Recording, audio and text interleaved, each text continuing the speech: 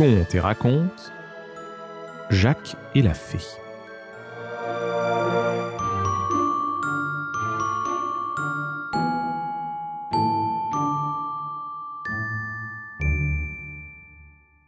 Jacques était fils d'un bûcheron. Il habitait avec sa mère une chétive cabane. Jeune et pauvre, il n'avait pour soutenir l'auteur de ses jours qu'une cognée qu'il tenait de son père, une sorte de hache qui lui permettait de couper les arbres. Mais il avait le désir de rendre sa mère heureuse, et il donnait de ses forces dans son travail bien au-dessus de son âge. Un jour, alors que Jacques était allé abattre du bois dans la forêt, et que, pour en faire une plus ample provision, il s'était éloigné des autres bûcherons, il crut entendre le bruit d'une chaîne que l'on secouait avec force. Il chercha tout autour de lui, et aperçut bientôt une chèvre blanche comme la neige, qui se trouvait retenue sur un rocher aride. « Voilà qui est bien surprenant, » se dit-il. « Je ne croyais pas que cet endroit fût habité. Qui donc peut avoir eu la cruauté d'attacher ainsi cette bête dans un lieu où elle doit infailliblement mourir de faim ?» Jacques, cédant alors à un mouvement de compassion, gravit le rocher, après avoir cueilli de l'herbe et des feuilles pour les porter à la chèvre. Il trouva la pauvre bête dans un état de maigreur effrayant. Elle avait le cou tout meurtri par les efforts qu'elle avait faits pour briser la chaîne qui l'attachait à un piquet de fer. Le jeune bûcheron était tout chagrin de voir une aussi jolie bête maltraitée de la sorte. Il cherchait à la débarrasser de ses liens, mais il n'y pouvait parvenir. Alors qu'il faisait cela, la chèvre vient le caresser, place ensuite d'elle-même sa tête près du piquet, de façon à ce que sa chaîne se trouve posée par terre, entre elle et le piquet. « Pour le coup, s'écrie Jacques, cette bête-là a plus d'esprit que moi. Je n'aurais jamais songé à couper cette chaîne. Essayons donc. Je risque d'ébrécher ma hache, mais il ne faut jamais reculer devant une bonne action. Le maître de la chèvre me paraît d'ailleurs un méchant qui ne mérite pas qu'on ait pour lui les moindres ménagements. » Du premier coup, la chaîne est rompue et la chèvre délivrée. Jacques regarde alors sa cognée, et il est tout surpris de la trouver intacte. « Allons, se dit-il, il n'y a point de mal, j'en suis quitte pour la peur. Retournons vite à l'ouvrage, le bois m'attend. » Il se disposait à partir. Il se retourne et cherche des yeux la chèvre. Mais qu'aperçoit-il près de lui ? Une grande dame vêtue de blanc. Ne doutant pas que ce fût la maîtresse de sa protégée, il allait lui faire de bien humbles excuses, mais il n'en eut pas le temps. « Jacques, lui dit aussitôt la dame, ne cherche pas plus longtemps celle dont tu fus le libérateur. Elle te parle en ce moment, c'est moi. »« Quoi, madame ? C'est vous qui, tout à l'heure, étiez la chèvre ? » ?»« Oui. Tu vois en moi la fée Candide. Je vins en ces lieux il y a de cela 4 jours, pour détruire le pouvoir d'un mauvais enchanteur dont le palais est situé à plus de 2000 mètres au-dessous de ce rocher. J'ai eu le malheur de rencontrer ce vilain génie dans la forêt. J'essayais vainement de me dérober à ses regards en prenant la forme d'une chèvre. Le méchant m'a d'abord reconnu, et, profitant du fait que j'étais métamorphosé, il m'a pris, m'a attaché sur ce rocher, où j'aurais souffert toutes les horreurs de la faim sans mourir. Mais grâce à toi, bon jeune homme, me voici libre et désenchanté. Le premier usage que je veux faire de ma liberté, c'est de te prouver ma reconnaissance. Tu n'es pas riche, je le sais. Veux-tu le devenir ? » « Un grand merci, madame, » répondit Jacques. « Mais, bien souvent, mon père m'a expliqué que l'argent ne faisait pas le bonheur. Ainsi, je ne désire pas de fortune, mais juste de voir ma mère heureuse, sans notre état de pauvreté, et cela me suffira. » « Tu es bien désintéressé, » reprit la fée. « Si tu joignais la science à tant de sagesse, tu serais, à n'en point douter, un homme fort rare. Eh bien, veux-tu être savant ? Je ne m'en soucie pas non plus. J'ai vécu jusqu'à présent sans rien savoir, je suis un pauvre bûcheron, je vivrai bien encore de même s'il plaît au ciel. »« Ah ah » reprit la fée en fronçant le sourcil, « voilà qui détruit la bonne opinion que j'avais de toi. C'est montrer trop d'insouciance. Au reste, tu m'as rendu un service, encore trop important pour que je renonce à te récompenser. Il ne me reste qu'une chose à t'accorder, c'est le don de se changer autant que tu le désireras. »« Quoi ? Je pourrais à ma volonté me métamorphoser en oiseau, en poisson ? C'est fort drôle, assurément. » Pour la rareté du fait, j'accepte ce don. Il me semble que j'aurai bien du plaisir à revêtir à mon gré toutes les formes imaginables. Oui, mais prends-y bien garde. Je te fais là un présent fort dangereux, et que mon exemple te serve de leçon. Tu n'as pas encore acquis d'expérience. Tu dédaignes la science qui pourrait en quelque sorte t'en tenir lieu. Je crains fort que ce don ne te soit plus funeste qu'utile. Aussi bien, je t'accorde 8 jours pour en essayer. Tu pourras, après ce délai, revenir à la science si tu le juges convenable. Sois donc porté dès ce moment. Adieu. En achevant ces mots, la fée Candide se plaça sur un nuage qui se balançait près du rocher et disparut. Dès que Jacques fut seul, il voulut faire l'essai du pouvoir que venait de lui conférer la fée. Il se mit à couper une grande quantité de bois et souhaita devenir un âne pour pouvoir l'emporter. Son vœu fut exaucé. Lorsqu'il approcha de la cabane de sa mère, celle-ci, le prenant pour une bête de somme égarée, voulut le remettre dans son chemin. Mais Jacques reprit aussitôt sa forme naturelle, au grand étonnement de la bonne femme. Et il lui raconta bientôt tout ce qu'il venait de lui arriver. Tous deux passèrent le reste de la journée à réfléchir sur cette aventure si extraordinaire, et plus encore sur le parti qu'ils pourraient en tirer. Le lendemain, Jacques se leva de grand matin et alla souhaiter le bonjour à sa mère. « Ma mère, lui dit-il, j'ai réfléchi toute la nuit à ce que je pourrais faire pour vous rendre heureuse. Sans désirer d'être bien riche, j'ai pensé néanmoins qu'un peu d'argent ne nous serait pas nuisible. Voici l'idée qui m'est venue. Plutôt que de passer mon temps à couper du bois, je vais aller à la cour. J'y offrirai mes services au roi, qui ne les refusera pas. Pour peu qu'il me les paye, je vous rapporterai de l'argent, et nous en aurons assez pour nous procurer le nécessaire. »« Quoi ? Tu voudrais me quitter, mon pauvre Jacques ?» répondit la bonne femme. « Ne vous chagrinez point, mère. Je ne serai pas longtemps absent.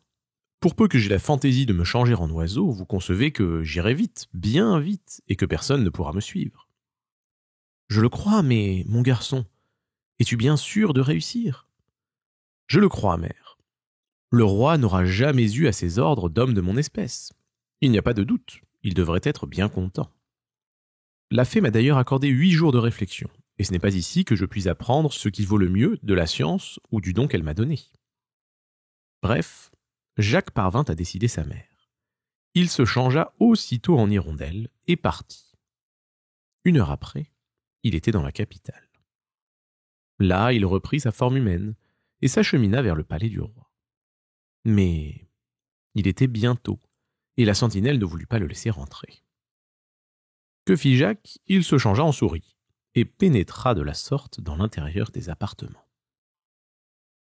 Comme il traversait, sans être aperçu, une galerie qui conduisait à la chambre à coucher du roi, il fut rencontré par un gros chat. Il ne s'était pas attendu à pareil tête-à-tête, ce qui l'obligea à chercher un trou pour s'y réfugier. Le pauvre Jacques y serait bien demeuré 1 journée, car le maudit chat ne paraissait pas du tout disposé à lui livrer passage. Jacques était d'autant plus affligé de cette espèce d'arrêt forcé qu'il n'avait pas pris le temps de déjeuner en quittant sa mère. Mais, fort heureusement, le roi vint à passer, suivi de ses seigneurs, et le chat effrayé s'enfuit à l'aspect de cette foule de courtisans. Jacques, ainsi délivré de son ennemi, quitta son trou, reprit sa forme de bûcheron et s'avança vers le roi, non sans avoir essuyé beaucoup de mauvais traitements de la part des courtisans qui voulaient le faire chasser ou l'emprisonner. « Laissez ce jeune homme, dit le roi. Je veux l'entendre. Que désires-tu, mon enfant ? » « Sire, répondit Jacques, je puis vous être fort utile, et je viens vous offrir mes services. »« Fort utile ? Comment cela ? Serais-tu donc mathématicien ou tacticien ? Voilà les hommes dont j'ai besoin pour mon armée. »« Sire, je suis bûcheron, pas davantage. »« Alors tu ne me sers à rien. »« Mais, sire, ne m'avez-vous pas vu sortir de ce trou de souris ? J'ai, grâce à la protection d'une grande fée, la faculté de prendre toutes les formes que je désire. » Sur ce, Jacques redevint souris, puis reprit sa forme primitive. « En effet, dit alors le roi en se ravisant, je vois que tu peux m'être d'une grande utilité. C'est un don fort singulier que tu possèdes. Tu vas aller de ma part pour trouver le prince mon frère. Il est sur la frontière, il y commande mes troupes. Si tu remplis ta mission avec intelligence, ta fortune est faite. En attendant, prends cette bourse et pars le plus tôt possible. » Jacques pria le roi de faire ouvrir les fenêtres, et il s'envola aux yeux de toute la cour sous la forme d'un gros oiseau, laissant tous les spectateurs émerveillés de ce nouveau prodige. Il ne voulut pas se rendre à la frontière sans avoir embrassé sa mère, à laquelle il laissa la bourse du roi. Après avoir pris un peu de nourriture, il se mit en route pour le quartier général, où il arriva en quelques instants. Le prince n'eut pas plutôt examiné les lettres de crédit de Jacques qu'il lui donna des ordres à porter à l'un de ses généraux qui commandait une place assiégée par les ennemis. Et Jacques repartit, fort content des promesses que lui fit à son tour le prince. Tout en marchant, il approcha d'une grande rivière, dont les bords étaient occupés par les deux parties. Quelques coups de fusil que les postes avancés échangeaient entre eux firent craindre à Jacques de se trouver blessé, ou même d'être tué s'il se changeait en oiseau. Il prit donc par prudence la forme d'un poisson et se mit à traverser la rivière. Mais, entraîné par la rapidité du courant plus loin qu'il ne le voulait, il finit en abordant par donner dans des filets qu'un pêcheur avait tendus. Il demeura ainsi prisonnier jusqu'au lendemain, alors que le pêcheur vint à la pointe du jour pour lever ses filets. Jacques fut, avec d'autres poissons, mis dans une espèce de baquet et conduit à terre. Mais, à peine le pêcheur quittait son bateau, que Jacques, pour se venger de ce brutal et de ses filets, se métamorphosa en magnifique cheval et délivra ses pauvres compagnons d'infortune en renversant le baquet d'un coup de sabot. Après cette belle œuvre, il s'enfuit au grand galop à travers champs. Les soldats, qui virent un cheval si beau et si bien fait, eurent l'idée de s'en emparer. Ils l'entourèrent donc, avant qu'il eût le temps de soupçonner leur complot. Ils s'en saisirent, le menèrent à leur général, qui les récompensa largement, et fit conduire le fougueux animal dans ses écuries. « Ah, fâcheux contretemps !» s'écria Jacques, dès qu'il se vit dûment enfermé. « Je m'en aperçois, tout n'est pas plaisir au service des princes. Il faut cependant bien que je sorte d'ici. Quittons mon métier de quadrupède et partons. » Jacques se transforme, ouvre la porte et se dispose à sortir. « Halte là !» lui crie un soldat. « Où vas-tu ? Qui es-tu » ? « Je suis un bûcheron malheureux, répond Jacques tout tremblant, car il n'avait pas prévu, le pauvre diable, qu'une sentinelle allait se trouver là exprès pour l'arrêter. Mais le soldat ne voulut pas entendre raison, et mena Jacques à son capitaine. Celui-ci le fit à son tour traîner en prison.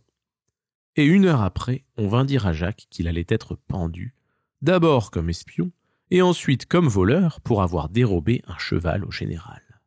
« Oh là là !» se dit tout bas Jacques. « Tout ceci commence furieusement à m'ennuyer.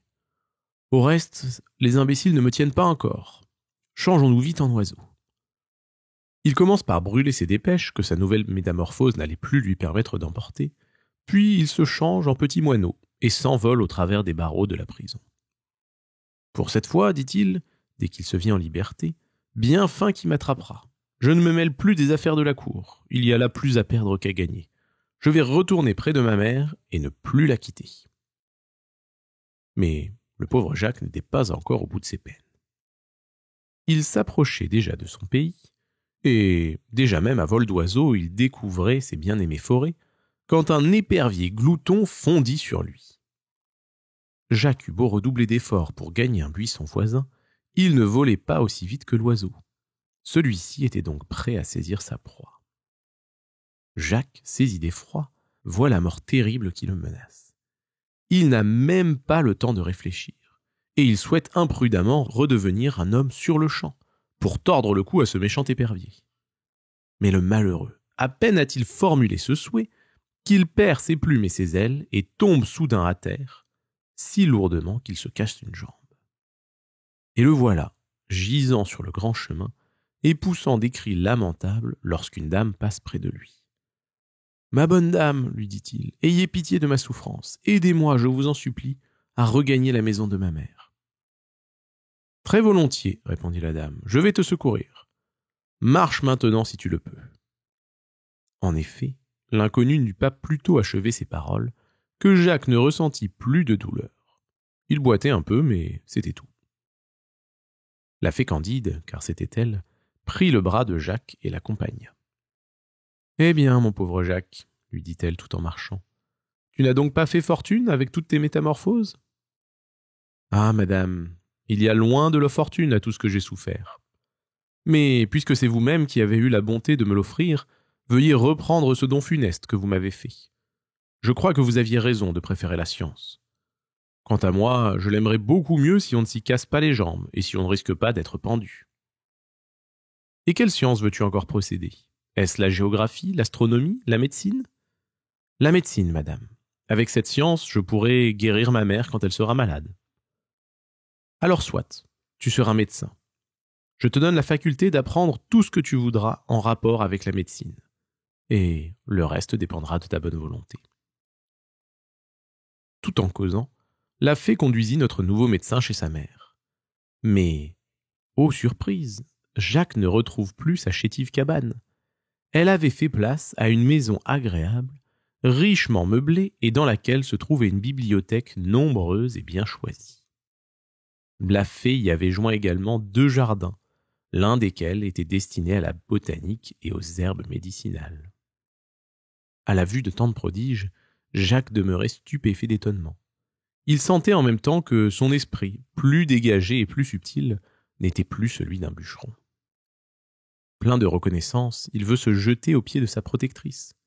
Mais la fée avait disparu, et il n'entendit plus qu'une voix douce qui lui dit « Travaille, Jacques, travaille, et tu reconnaîtras que le savoir est le plus grand des biens. » Jacques travailla, en effet, avec tant d'aptitude et d'application qu'il devint en peu de temps un homme d'un talent supérieur. Il opéra des guérisons tellement inespérées que, sur le bruit de sa renommée, le roi fit de lui son premier médecin, et plus jamais il ne vécut dans le besoin.